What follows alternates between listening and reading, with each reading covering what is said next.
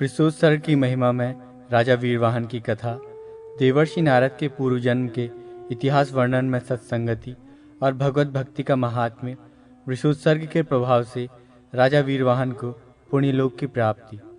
गरुड़ ने कहा, हे प्रभु, जो तीर्थ सेवन और दान में निरंतर लगा है तथा अन्य साधनों से भी संपन्न है, उसे भी वृषोत्सर्ग किए बिना परलोक में सद्गति नहीं प्राप्त होती। इसलिए मनुष्य को वृषोत्सर्ग अवश्य करना चाहिए।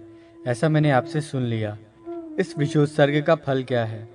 प्राचीन समय में इस यज्ञ को किसने किया? इसमें किस प्रकार का वृक्ष होना चाहिए? विशेष रूप से इस कार्य को किस समय करना चाहिए और इसको करने की कौन सी विधि बताई गई है, ये सब बताने की कृपा करें। श्री कृष्ण ने कहा, हे खगेश्वर, मैं उस महापुण्यशाली इतिहास का वर्णन कर रहा हूँ जिसका वर्णन ब्रह्मा के पुत्र महर्षि वशिष्ठ ने राजा वीरवाहन से किया था। प्राचीन समय की बात है। विराट नगर में वीरवाहन नामक एक धर्मात्मा, सत्यवादी, दानशील और विप्रों को संतुष्ट करने वाले राजा रहते थे। किसी समय वे शिकार खेलने के लिए वन में गए। कुछ पूछने की जिज्ञासा से वे वशिष्ठ मुनि के आश्रम में जा पहुँचे। वहाँ आसन ग्रहण कर विनम्रता से झुके हुए राजा ने ऋषियों की संसद में मुनि को नमस्कार करके पूछा। राजा ने कहा, हे मुने, मैंने यथाशक्ति प्रयत्नपूर्वक अनेक धार्मिक कृत्य किए हैं, फिर भी यमराज के कठोर शासन को सुनकर मैं हृदय में बहुत ही भयभीत हूँ। हे कृपा निधान, महाभाग ऋषिवर, मुझे यमदूत और देखने में अतिशय भयंकर लगने वाले नरक लोकों को न देखना पड़े, ऐसा कोई उपाय बताने की कृपा करें। वशिष्ठ ने कहा, हे राजन, शास्त्रवेत्ता अनेक प्रकार के धर्मों का वर्णन करते हैं, किंतु कर्म मार्ग से विमोहित जन सूक्ष्मतया उसको नहीं जानते। दान, तीर्थ, तपस्या, यज्ञ, संन्यास तथा पितृक्रिया आदि सभी धर्म हैं। उन धर्मों में भी वृषोत्सर्ग का विशेष महत्व है। मनुष्य को बहुत से पुत्रों की अभिलाषा करनी चाहिए। यदि उनमें से एक भी पुत्र गया तीर्थ में जाए, अश्वमेध यज्ञ करे अथवा नील वृषभ यथाविधि छोड़े, तो जाने अनजाने किए गए ब्रह्महत्या आदि पाप भी विनष्ट हो जाते हैं। ये शुद्धि नील वर्ण के वृषभ का उत्सर्ग अथवा समुद्र में स्नान करने से भी हो सकती है। हे राजेंद्र, जिसके एकादशाह में वृषोत्सर्ग नहीं होता, उसका प्रेतत्व स्थिर ही रहता है। मात्र श्राद्ध करने से क्या लाभ होगा? जिस किसी भांति नगर अथवा तीर्थ में वृषोत्सर्ग अवश्य करना चाहिए। हे खगेश, वृष यज्ञ के द्वारा प्रेतत्व से मुक्ति प्राप्त होती है, अन्य साधनों से नहीं। जो वृषभ शुभ लक्षणों से समन्वित, युवा तथा कृष्ण गल कंबल वाला हो और सदैव जो गायों के झुंड में घूमने वाला हो, उस वृषभ को विधि विधान से 4 अथवा 2 या 1 बछिया के साथ पहले उसका विवाह करना चाहिए। तदनंतर मांगलिक द्रव्यों एवं मंत्रों के साथ उन सब का उत्सर्ग किया जाए। यह तीति इन 6 मंत्रों से अग्निदेव को आहुति देनी चाहिए। कार्तिक, माघ और वैशाख की पूर्णिमा, संक्रांति, अन्य पुण्यकाल, व्यतिपात तथा तीर्थ में और पिता की क्षय तिथि विषोत्सर्ग के लिए विशेष रूप से प्रशस्त मानी जाती है। जो वृषभ लाल वर्ण का हो और उसका मुंह पूंछ पांडु श्वेत पीत मिश्रित हो, खुर तथा सींगों का वर्ण पीत हो, ये नील वृषभ कहा जाता है। जो वृषभ श्वेत वर्ण का होता है वो ब्राह्मण है। जो लोहित वर्ण का है वो क्षत्रिय है। जो पीत वर्ण का है वो वैश्य है और जो कृष्ण वर्ण का है वो शूद्र है। अतः ब्राह्मण, क्षत्रिय एवं वैश्य वर्ण को अपने वर्ण के अनुसार वृषोत्सर्ग करना चाहिए, अथवा रक्त वर्ण का ही वृषभ सबके लिए कल्याणप्रद है। पिता, पितामह तथा प्रपितामह पुत्र के उत्पन्न होने पर यही आशा करते हैं कि ये मेरे लिए वृषोत्सर्ग करेगा। वृषोत्सर्ग के समय इस प्रकार प्रार्थना करनी चाहिए, हे धर्म, आप इस वृषभ रूप में संसार को आनंद प्रदान करने वाले देव हैं। आप ही अष्टमूर्ति शिव के अधिष्ठान हैं, अतः मुझे शांति प्रदान करें। आप गंगा यमुना का जल पिएं, अंतर्वेदी में घास चरें और हे वृष, धर्मराज के सामने मेरे पुण्य कर्म की चर्चा करें। इस प्रकार का निवेदन करते हुए संस्कर्ता को चाहिए कि वृषभ के दाहिने कंधे पर त्रिशूल और बाएं उरुभाग में चक्र का चिन्ह अंकित करके गंध, पुष्प तथा अक्षत आदि से बछिया के सहित उस वृषभ की पूजा करके विधिवत बंधन मुक्त कर दे। वशिष्ठ जी ने कहा, हे राजन, आप भी विधिवत वृषोत्सर्ग करें, अन्यथा सभी साधनों से संपन्न होने पर भी आपको सद्गति नहीं प्राप्त हो सकती है। राजन, पहले त्रेता युग में विदेह नगर में धर्मवत्स नामक एक ब्राह्मण था, जो अपने वर्णानुसार कर्म में अहर्निश निरत, विद्वान, विष्णु भक्त, अत्यंत तेजस्वी और यथालाभ से संतुष्ट रहता था। एक बार पितृपर्व के आने पर वो कुश लेने के लिए वन में गया। वहां इधर उधर घूमता हुआ वो कुश और पलाश के पत्तों को एकत्र करने लगा। एकाएक वहां पर देखने में अत्यंत सुंदर 4 पुरुष आए और उस ब्राह्मण को पकड़कर आकाश मार्ग से लेकर चले गए। वे चारों पुरुष उस दीन व्यथित ब्राह्मण को पकड़कर बहुत से वृक्षों वाले घनघोर वन, पर्वत के दुर्गों को पार कराते हुए एक वन से दूसरे वन के मध्य ले गए। हे राजन, वहां पर उस ब्राह्मण ने एक बहुत बड़ा नगर देखा। वो नगर मुख्य द्वार से समन्वित तथा अनेक प्रासादों से सुशोभित हो रहा था। चबूतरा, बाजार, खरीदी बेची जाने वाली वस्तुओं और नर नारी से युक्त उस नगर में तुरहियों की ध्वनि हो रही थी। वीणा और नगाड़े बज रहे थे। वहां कुछ भूख से पीड़ित, दीनहीन, पुरुषार्थ से रहित लोगों को भी उसने देखा। उसके बाद अत्यंत मैले कुचले, फटे पुराने वस्त्रों को पहने हुए लोग दिखाई पड़े।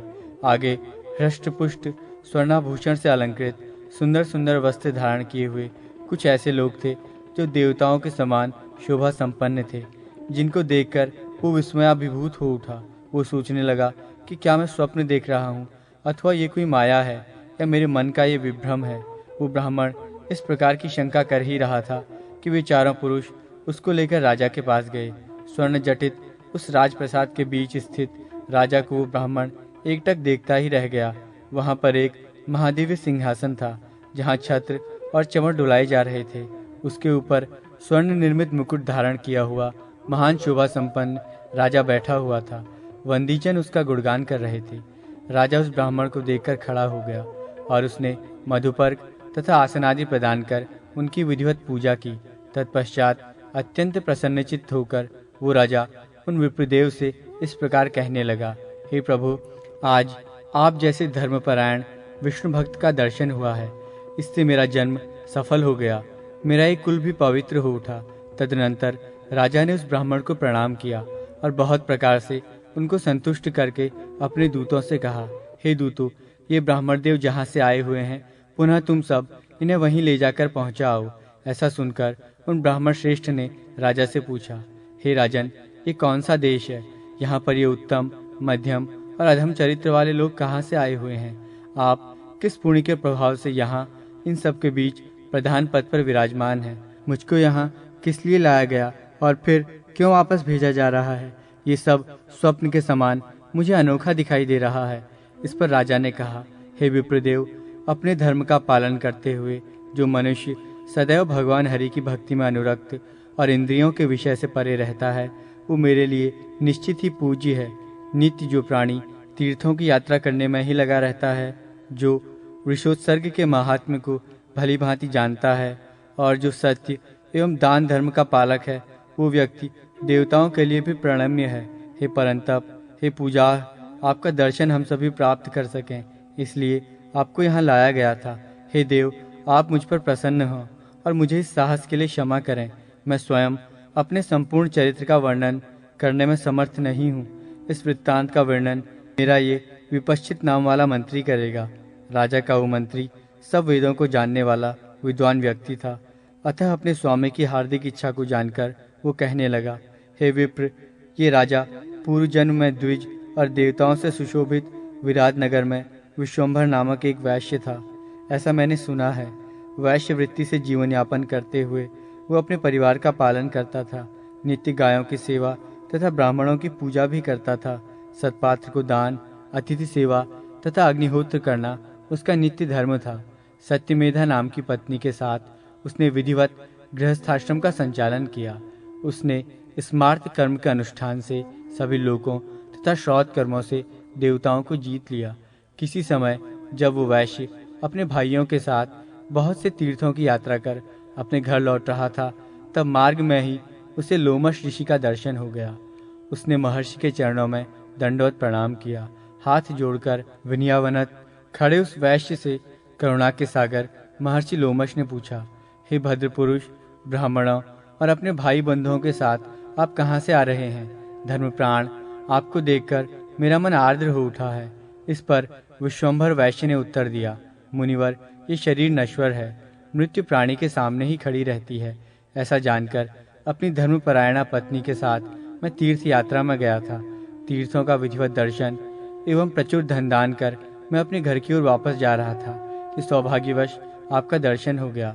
लोमश ने कहा, इस भारतवर्ष की पावन भूमि में बहुत से तीर्थ हैं। आपने जिन तीर्थों की यात्रा की है उनका वर्णन मुझसे करें। वैश्य ने कहा, हे ऋषिवर, जहाँ गंगा, यमुना और सरस्वती नामक पवित्रतम नदियाँ एक साथ मिलकर प्रवाहित होती हैं, जहाँ ब्रह्मा तथा देवराज इंद्र ने दशाश्वमेध यज्ञ किया था, उस तीर्थराज प्रयाग, जहाँ करुणानिधान देव देवेश्वर शिव प्राणियों के कान में तारक मंत्र का उपदेश देते हैं, उस मोक्षदायिनी काशी, पुलहाश्रम, फल्गुतीर्थ, गंडकी, चक्रतीर्थ, नैमिषारण्य, शिवतीर्थ, अनंतक, गोप्रतारक, नागेश्वर, विंदु सरोवर, मोक्षदायक राजीव लोचन, भगवान राम से सुशोभित अयोध्या, अग्नितीर्थ, वायुतीर्थ, कुबेर तीर्थ, कुमार तीर्थ, सूकर क्षेत्र, भगवान कृष्ण से अलंकृत मथुरा, पुष्कर, सत्यतीर्थ, ज्वाला तीर्थ, दिनेश्वर तीर्थ, इंद्र तीर्थ, पश्चिम वाहिनी सरस्वती तथा कुरुक्षेत्र जाकर मैंने दर्शन किया। उसके बाद मैं ताप्ती, पयोष्णी, निर्विंध्या, मलय, कृष्णवेणी, गोदावरी, दंडकवन, ताम्रचूड़, सदोदक और द्यावा भूमीश्वर तीर्थ को देखकर पर्वतराज श्रीशैल पहुंचा। तदनंतर महातेजस्वी भगवान हरि स्वयं जहाँ श्रीरंग नाम से निवास करते हैं, जहाँ महिषासुर मर्दिनी दुर्गा वेंकटी नाम से पुकारी जाती हैं, उस वेंकटाचल की यात्रा मेरे द्वारा की गई। तत्पश्चात चंद्रतीर्थ, भद्रवट, कावेरी, कुटिलाचल, अवटोदा, ताम्रपर्णी, त्रिकूट, कोलगिरी, वशिष्ठ तीर्थ, ब्रह्म तीर्थ, ज्ञान तीर्थ, महोदधि, ऋषिकेश, विराज, विशाल और नीलाद्रि, जगन्नाथपुरी, भीमकूट, श्वेतगिरी, रुद्रतीर्थ तथा जहाँ तपस्या करके पार्वती ने भगवान शिव का पति रूप में वर्ण किया था, उस उमावन तीर्थ की मैंने यात्रा की।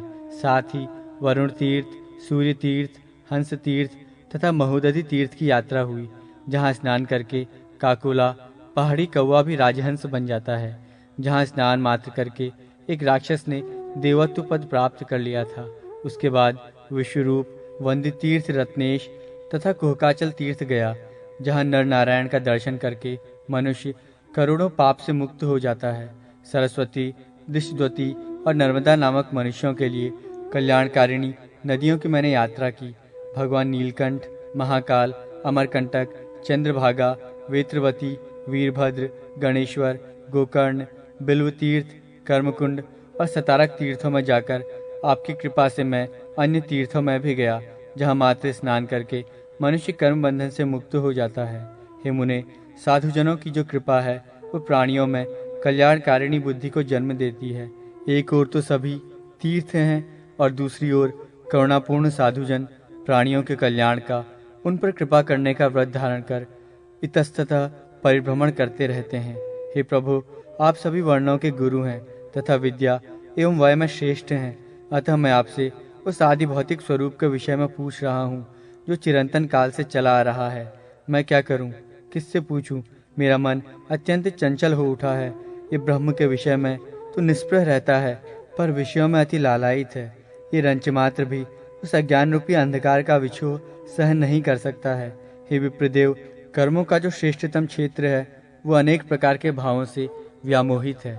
ज्ञान संपन्न व्यक्ति के पास जिस प्रकार से शांति आ जाती है, विवेकवान श्रेष्ठ मनुष्य जिस प्रकार अंतर्बाह्य दोनों स्थितियों में शुद्धता को प्राप्त कर लेता है, उस सब मुझे बताने की कृपा करें। ऋषि ने कहा, हे वैश्यवर्य, ये मन अत्यंत बलवान है। ये नित्य ही विकारयुक्त स्वभाव वाला है, तथापि जैसे पीलवान मतवाले हाथी को भी वश में कर लेता है, वैसे ही सत्संगति से आलस्य रहित होकर साधन करके तीव्र भक्ति योग से तथा सद्विचार के द्वारा अपने मन को वश में कर लेना चाहिए। इस संबंध में तुम्हें विश्वास हो जाए, इसलिए मैं एक इतिहास बता रहा हूँ जो नारद के पूर्व जन्म के जीवन वृत्त से जुड़ा हुआ है, जिसको स्वयं उन्होंने ही मुझसे कहा था। नारद जी ने मुझसे कहा, हे मुने, मैं प्राचीन काल में किसी श्रेष्ठ ब्राह्मण का दासी पुत्र था। वहीं पर मुझे महान पुण्यात्माओं की सत्संगति प्राप्त करने का सुअवसर भी मिला। एक बार वर्षा काल में भाग्यवश मेरे घर साधुजन ठहरे हुए थे।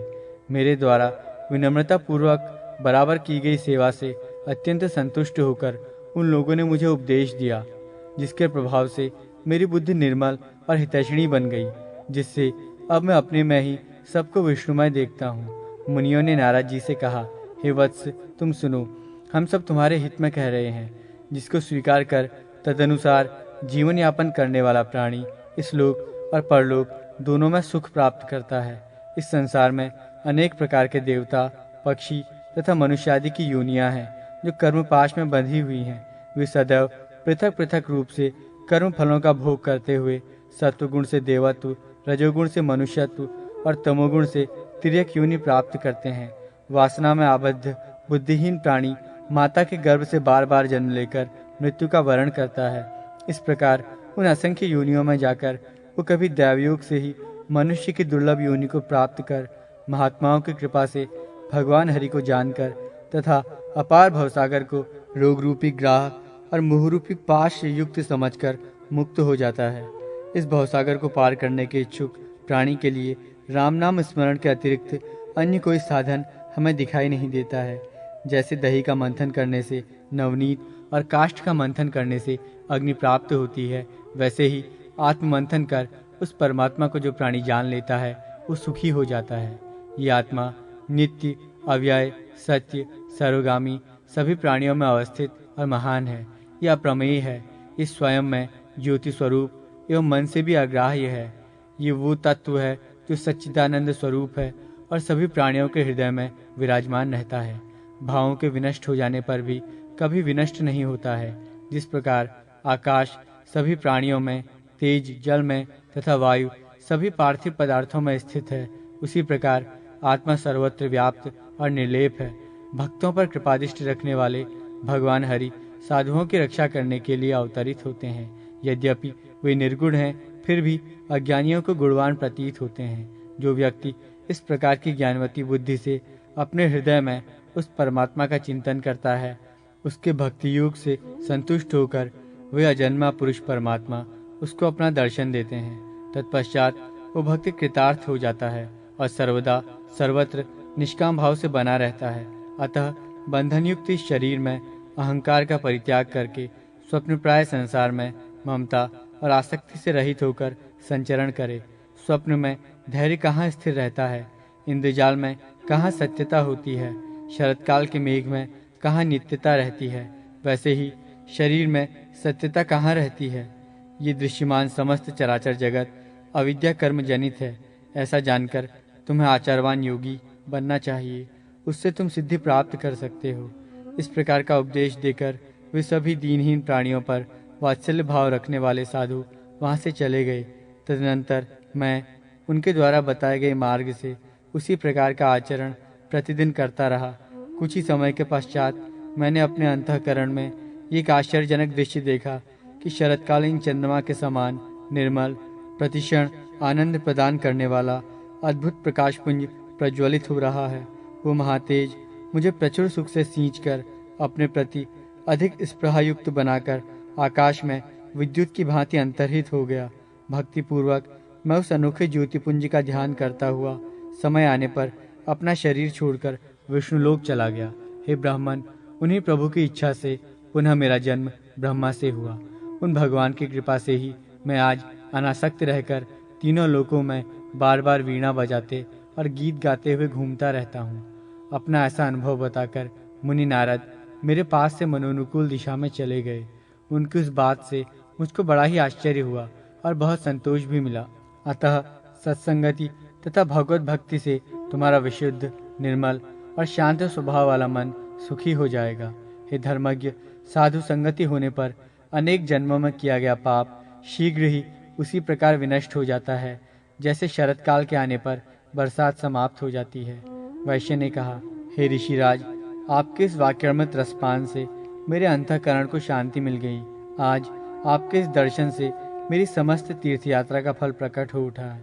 ये सुनकर लोमश जी ने कहा, हे राजेंद्र, धर्म, अर्थ और काम इस त्रिवर्ग के फल की इच्छा करने वाले, तुम्हारे हित में ये मानता हूँ कि वृषोत्सर्ग के बिना जो बहुत से सत्कर्म तुमने किए हैं वे सब ओसकणों के रूप में पृथ्वी पर गिरे हुए जल के समान कुछ भी कल्याण करने की सामर्थ्य नहीं रखते हैं। इस पृथ्वी तल पर विशोत्सर्ग के सदृश हितकारी कोई साधन नहीं है। इस श्रेष्ठ कर्म को करने वाले लोग अनायास पुण्यात्माओं को सद्गति प्रदान कर देते हैं। विशोत्सर्ग कर्म जिसने किया है वो व्यक्ति और जो अश्वमेध यज्ञ का करता है, मेरी दृष्टि में दोनों समान हैं। वे दोनों दिव्य शरीर प्राप्त करके इंद्रदेव का सानिध्य ग्रहण करते हैं।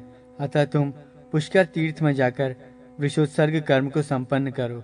हे साधु, उसके बाद ही तुम अपने घर जाओ, जिससे कि इस तीर्थ यात्रा का समस्त कृत्य भली भांति पूर्ण हो जाए। विपश्चित ने कहा। इसके बाद वो वैश्य यज्ञ को पूर्ण करने वाले वरारूपी भगवान जहाँ विद्यमान हैं, उस श्रेष्ठ पुष्कर तीर्थ में गया और उसने कार्तिक पूर्णिमा के दिन ऋषि श्रेष्ठ ने जैसा कहा था उस विशोत्सर्ग कर्म को विधिवत संपन्न किया। इसके बाद लोमश ऋषि की संगति से वो बहुत से तीर्थों में गया। अधिक पुण्य नीलविष विवाह से उसको प्राप्त हुआ था। श्रेष्ठ विमान पर चढ़कर दिव्य विषयों को भोगने के बाद उसका वीरसेन के राजकुल में जन्म हुआ। इस जन्म में उसको वीर पंचानन नाम की ख्याति प्राप्त हुई। वो धर्म, अर्थ, काम और मोक्ष इस पुरुषार्थ चतुष्ट का एक अद्वितीय साधक था। वृषोत्सर्ग करते समय वहाँ जो नौकर चाकर उपस्थित थे, वे भी गाय की पूंछ के तर्पण के छींटों का स्पर्श करके दिव्य रूप हो गए। जो दूर से ही इस कार्य को देख रहे थे, वे लोग हृष्ट पुष्ट हो गए और उनका स्वरूप कांति से चमक उठा। इसके अतिरिक्त जो लोग इस सत्कर्म के भूभाग से बहुत दूर थे, वे मलिन दिखाई दे रहे थे। विशोत्सर्ग न देखते हुए जो लोग उसकी निंदा करने वाले थे, वे अभागे, दीनहीन और व्यवहार आदि में रुक्ष, कृश और वस्त्र विहीन हो गए। हे द्विज, मैंने भगवान पराशर से पूर्वजन से संबंध इस राजा का अद्भुत और धार्मिक जो वृत्तांत सुना था, उसका वर्णन आपसे कर दिया। इसलिए आप मेरे ऊपर कृपा करके अब अपने घर लौट जाएं। मंत्री के ऐसे वाक्यों को सुनकर वे ब्राह्मण अत्यधिक आश्चर्यचकित हो उठे। तदनंतर राजसेवकों के द्वारा उन्हें घर पर पहुंचा दिया गया। वशिष्ठ ने कहा, हे राजन, सभी कर्मों में वृषोत्सर्ग कर्म श्रेष्ठतम है। अतः आप यदि यमराज से भयभीत हैं तो यथाविधि वृषोत्सर्ग कर्म ही करें।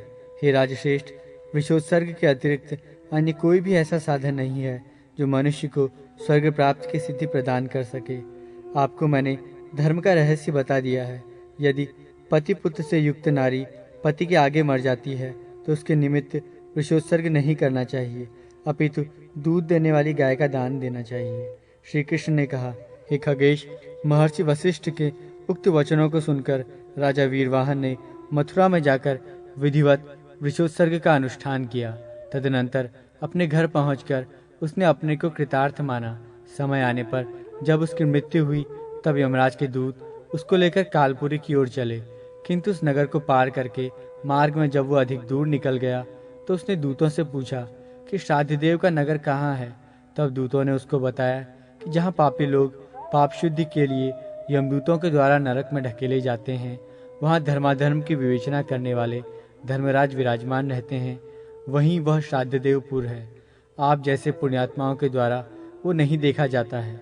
उसी समय देव गंधर्वों के सहित दिव्य रूप वाले धर्मराज ने उस राजा के समक्ष अपने को प्रकट किया। अपने सामने उपस्थित धर्मराज को देखकर राजा ने बड़े ही आदर के साथ हाथ जोड़कर उन्हें प्रणाम किया और प्रसन्नचित्त होकर उसने अनेक प्रकार से गुण कीर्तन करते हुए उन्हें संतुष्ट किया। धर्मराज ने भी राजा की प्रशंसा करके यही कहा, हे दूतों, तुम सब इन्हें उस देवलोक में ले जाओ जहाँ प्रचुर भोग के साधन सुलभ हैं। राजा वीरवाहन ने उस आदेश को सुनकर सामने ही स्थित धर्मराज से पूछा, हे देव, मैं ये नहीं जानता हूँ कि आप मुझे किस पुण्य के प्रभाव से स्वर्गलोक ले जा रहे हैं। धर्मराज ने कहा, हे राजन, तुमने दान यज्ञादि अनेक पुण्य कार्यों को विधिवत संपन्न किया है। वशिष्ठ की आज्ञा मान करके तुमने मथुरा में वृषोत्सर्ग भी किया है। हे नरेश, यदि मनुष्य थोड़े भी धर्म का सम्यक रूप से पालन करता है तो वो ब्राह्मण और देवताओं की कृपा से अधिकाधिक हो जाता है। ऐसा कहकर यमुना के भ्राता उसी क्षण अंतर्धान हो गए। तत्पश्चात वीरवाहन स्वर्ग में जाकर देवताओं के साथ सुखपूर्वक रहने लगा। श्री कृष्ण ने कहा, हे पक्षीराज, मैंने वृषोत्सर्ग नामक यज्ञ का महात्म्य विस्तार पूर्वक तुम्हें सुना दिया है। प्राणियों के पाप कर्म को समाप्त करने वाले इस आख्यान को सुनने वाला व्यक्ति पाप मुक्त हो जाता है।